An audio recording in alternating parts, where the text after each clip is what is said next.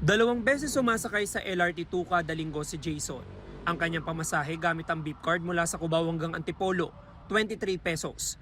11 pesos and 50 centavos na lang yan ngayon dahil sa 50% discount sa pamasahe na pinatutupad ng Department of Transportation sa LRT2 para kahit papano yung makatulong sa mga commuter ngayong mataas ang presyo ng produktong petrolyo. Malaking bagay po, syempre.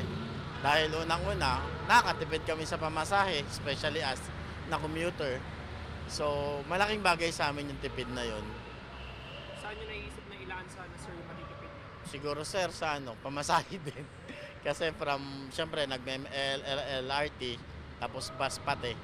So, yun. Siguro doon na lang din ma-divert. Araw-araw namang suki ng LRT si Rome. Mula sa 21 pesos na pamasahe sa rutang Cubao to Marikina Station, magiging 10 pesos and 50 centavos na lang.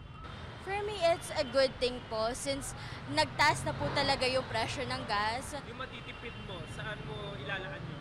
Sa pagkain, gano'n po. Imagine po 10 pesos araw-araw. Pwede na po sa ibang expenses. Malaking bagay lalo na sa minimum wage earner gaya ni Mara na mahalaga ang kada pisong matitipid. Nakakatulong na din naman sa amin po.